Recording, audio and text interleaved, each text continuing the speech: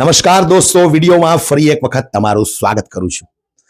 બ્રિજરાજ સોલંકી જે યુવા નેતા તરીકે ગુજરાતની અંદર એક એવી છાપ ઊભી કરી છે કે બ્રિજરાજ સોલંકી યુવા નેતા છે અને ખરેખર બ્રિજરાજ સોલંકીના ભાષણની અંદર એવો દમ છે, એવો પાવર છે કે જે યુવાનો સાંભળે ને તો એની અંદર એક જોશ અને જુસ્સો આવી જાય છે। ગુજરાતના ગૃહમંત્રી હર્ષ સંઘવીને પણ ઘણી બધી વખત આ બ્રિજરાજ સોલંકીએ ચેલેન્જ ઉપર ચેલેન્જો ફટકારેલી છે। ત્યારે ફરી એક વખત આજે દોસ્તો હું તમને આ બ્રિજરાજ સોલંકીનું જબરજસ્ત એવું ભાષણ સંભળાવવાનો છું। થોડો સમય કાઢીને તમે આ ભાષણ સાંભળજો। તમને 1 મિનિટ માટે એમ થઈ જશે કે ખરેખર દેશ માટે આપણે કંઈક કરવું હોય, ખેડૂતો માટે કંઈક કરવું હોય તો બ્રિજરાજ સોલંકી જેવું આપણે બનવું જોઈએ। જે રીતે બ્રિજરાજ સોલંકી વાત કરે છે એના એક એક શબ્દોની અંદર એટલો વજન છે, એટલો ભાર છે કે ભારતીય જનતા પાર્ટીના તો ધોતિયા ઢીલા થઈ જાય। આવો દોસ્તો હું તમને સંભળાવું આ બ્રિજરાજ સોલંકીનું તડકતું ભડકતું જે ભાષણ ખુલ્લા મંચ પરથી કર્યું છે અને એને સાંભળવા માટે જે જનમેદની ભેગી થઈ છે એ જનમેદની જોઈ 1 મિનિટ માટે તમારા હોશ પણ ઉડી જવાના છે। સાંભળો તમે આ બ્રિજરાજ સોલંકીને। મિત્રો, વિશેષ વાતો નથી કરવી, પરંતુ જ્યારે પ્રવીણભાઈ રામ મારી બાજુમાં હોય, રમેશભાઈ મેર જેવા ક્રાંતિકારીઓ જે ખેડૂતો માટે જેલવાસ ભોગવીને આપણી વચ્ચે ઉપસ્થિત થયા હોય ત્યારે મને કહેવાનું મન થાય કે વળે નહીં કાંઈ દુનિયામાં કરે ગેંગે કે ફેફેથી, વળે નહીં કાંઈ દુનિયામાં કરે ગેંગે કે ફેફેથી, ઘડીક શણગાર મર્દોનો સજી લ્યો તો મજા આવે, અને મજા કાંઈ કોર આવે દાદ કાયર વેશ મૂકો તો, અને કદમ બે કાળની હામાં ભરી લ્યો તો મજા આવે। આ ક્રાંતિકારીઓએ આ કાળ જેવી ભાજપની સામે 2 કદમ માંડી દીધા, એટલા માટે આ લોકોને જેલવાસ ભોગવવો પડ્યો। પરંતુ આ આમ આદમી પાર્ટીના કાર્યકર્તાઓ છે, મરદના ફાડિયા છે, આ નમાલી ભારતીય જનતા પાર્ટીથી ડરી જાય એવા ક્રાંતિકારીઓ નથી। આ અરવિંદ કેજરીવાલ સાહેબના સૈનિકો છે। આ ઈશુદાનભાઈ ગઢવી હોય, ગોપાલભાઈ ઇટાલિયા હોય, મનોજભાઈ સોરઠિયાના સૈનિકો છે। આ ભાજપને અહીંથી કહેવા માંગુ છું કે તમારી જેલની દિવાલો આ પ્રવીણ રામને રોકી નહીં શકે, તમારી જેલની દિવાલોના લોખંડના સરિયા આ રમેશ મેરને તોડી નહીં શકે, તમારી પોલીસની ગોળીઓ અને લાઠીઓથી આમ આદમી પાર્ટીના ક્રાંતિકારી યુવાનો ક્રાંતિ કરતા રોકાઈ નહીં શકે। આ આમ આદમી પાર્ટી આંદોલનની કોખમાંથી જન્મેલી પાર્ટી છે। આ ગરમ તપતી ભઠ્ઠીમાંથી નીકળેલા લોકો છે। અમારી સામે તમે લડીશું, અમે કદાચ હારીશું, ફરીવાર ઊભા થાશું અને તમને છઠ્ઠીનું ધાવણ યાદ દેવડાવી દેશું। આ આમ આદમી પાર્ટી છે। મિત્રો, અમે તમારી સામે જ્યારે ઉપસ્થિત થયા છીએ ત્યારે મત માંગવા માટે ઉપસ્થિત નથી થયા, અમે તમારી આત્મા જગાડવા માટે અહીંયા ઉપસ્થિત થયા છીએ, તમને લોકોને જગાડવા માટે, તમને જાગૃત કરવા માટે આવ્યા છીએ। આમ આદમી પાર્ટી યુવાનોની પાર્ટી છે, આમ આદમી પાર્ટી ખેડૂતોની પાર્ટી છે। ત્યારે હું ખેડૂતને કહેવા માંગીશ, મારા વડીલોને કહેવા માંગીશ, મારી માતૃશક્તિને કહેવા માંગીશ કે જ્યારે જ્યારે પણ ચૂંટણીઓ આવે ત્યારે આ ગુજરાતની જનતાને, ગુજરાતના ખેડૂતોને, ગુજરાતના યુવાનોને આ ભ્રષ્ટાચારી ભારતીય જનતા પાર્ટી અને આ દેશના સૌથી ભ્રષ્ટમાં ભ્રષ્ટ વડાપ્રધાન નરેન્દ્ર મોદી આપણને ભ્રમિત કરવા માટે હિન્દુ અને મુસલમાનની વાત લઈને આવે છે કે નથી આવતા? મંદિર અને મસ્જિદની વાત લઈને આવે છે, કબ્રસ્તાન અને સ્મશાનની વાત લઈને આવે છે, પાકિસ્તાન અને બાંગ્લાદેશની વાત લઈને આવે છે। પરંતુ હું જાહેર મંચ ઉપરથી જ્યાં જ્યાં પણ સભાઓ હોય, જ્યાં જ્યાં પણ મીટિંગો હોય ત્યારે 56ની છાતી રાખીને કહું છું કે બ્રિજરાજ સોલંકી આ દેશના વડાપ્રધાન નરેન્દ્ર મોદીને હિન્દુ નથી માનતો, નથી માનતો અને નથી માનતો।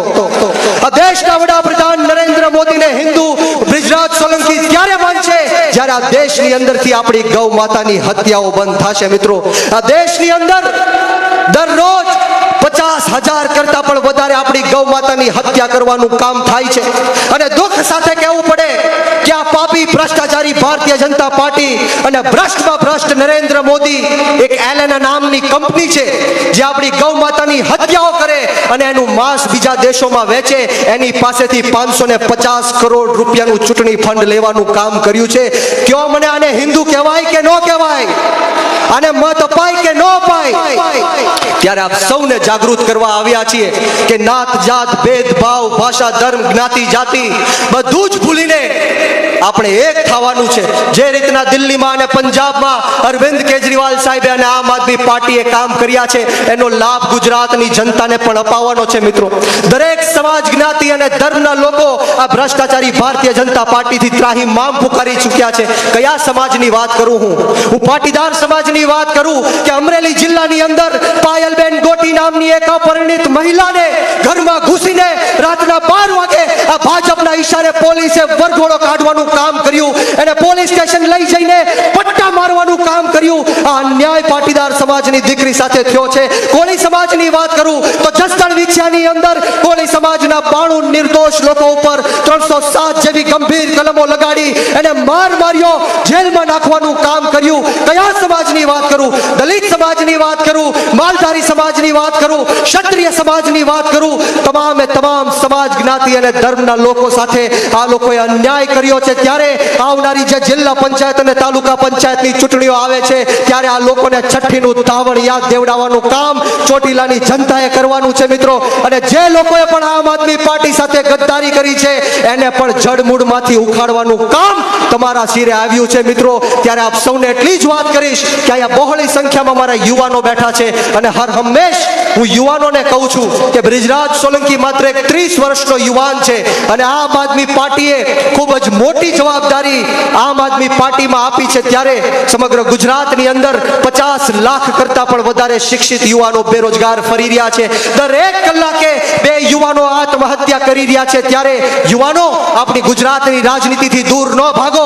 સારા અને સાચા લોકોએ આ ગુજરાતની રાજનીતિ છોડી દીધી, મૂકી દીધી, એટલા માટે ખોટા અને ખરાબ લોકોએ આ ગુજરાતની રાજનીતિ ઉપર કબજો કરી લીધો છે.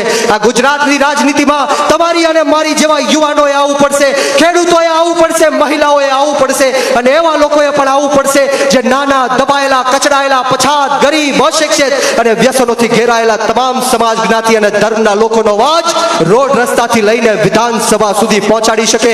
યુવાનો, તમે શહીદ આઝમ સરદાર ભગતસિંહને માનવા વાળા લોકો છો, શહીદ સુખદેવ અને રાજગુરુને માનવા વાળા લોકો છો, 18 વર્ષના શહીદ ખુદીરામ બોઝને માનવા વાળા લોકો છો. યુવાનોએ જ્યારે આ દેશની અંદર શહીદી આપી ત્યારે જઈને અંગ્રેજોની ગુલામીમાંથી આપણે મુક્ત થયા છીએ. યુવાનોએ જ્યારે કુરબાની આપી ત્યારે જઈને દેશનું લોકતંત્ર અને સ્વતંત્ર બચ્યું છે. અને આજે જ્યારે આપણું ગુજરાત ખતરામાં છે, ગુજરાતના ખેડૂતો ખતરામાં છે, ગુજરાતના યુવાનો ખતરામાં છે, ત્યારે આપણે સૌએ આમ આદમી પાર્ટીમાં જોડાવવું પડશે. અરવિંદ કેજરીવાલ સાહેબની આંગળી પકડીને આગળ વધવું પડશે. હું હર હંમેશ કહું છું, ઉત્તરથી લઈને દક્ષિણ સુધી, પૂર્વથી લઈને પશ્ચિમ સુધી, જો કોઈની પાસે ભ્રષ્ટાચારની દવા હોય, જો કોઈ ભ્રષ્ટાચારનો કાળ હોય તો એનું માત્ર એક જ નામ છે અને નામ અરવિંદ કેજરીવાલ અને આમ આદમી પાર્ટી છે. તમારે મને વચન આપવાનું છે, મને ખાતરી આપવાની છે કે ચોટીલા નહીં પરંતુ સમગ્ર સુરેન્દ્રનગર જિલ્લામાં આમ આદમી પાર્ટીની સીટો આવી જોઈએ. તમામે તમામ વિધાનસભા આમ આદમી પાર્ટી જીતવી જોઈએ. મને ખ્યાલ છે કે આજની આ સભામાં લોકોને નો આવવા દેવા માટે ઘણા બધા તાઇફાઓ કરવામાં આવ્યા, ઘણા બધા પ્રયત્ન કરવામાં આવ્યા, પરંતુ છેલ્લી વાત કહીને મારી વાણીને વિરામ આપીશ. આ જાહેર મંચ ઉપરથી આ ભાજપને હું કહેવા માંગીશ, એના નેતાઓને કહેવા માંગીશ કે તમે ગમે એટલો ન્યાય કરો, અત્યાચાર કરો, ખોટા કેસો કરો, જેલમાં નાખો, પરંતુ અમે ખેડૂતના દીકરા તમારી સામે મોરે મોરો દઈ દેવા માટે તૈયાર છીએ. હું તમને કહેવા માટે આવ્યો છું કે લાગશે વાર પણ આવશે મજા. તમે સૌ આમ આદમી પાર્ટીને સમર્થન આપજો. લડવું છે કે નથી લડવું? જીતવું છે કે નથી જીતવું? તો હું અહીંથી નારો આપીશ કે લડેંગે. તમારે સવે 2 હાથ ઉપર કરી તાળી વગાડીને કહેવાનું છે કે જીતેંગે. તૈયાર છો? તો બોલો લડેંગે. તાળી વગાડીને કહેવાનું છે, 2 હાથ ઉપર કરી તાળી વગાડીને કહેવાનું છે, બોલો લડેંગે. અરે લડેંગે, અરે લડેંગે, અરે લડેંગે, અરે લડેંगे. बोलो भारत माता की, भारत माता की जय जवान, जय जवान. प्रवीण भाई तुम आगे बढ़ो, मनोज भाई तुम आगे बढ़ो, रमेश भाई तुम आगे बढ़ो.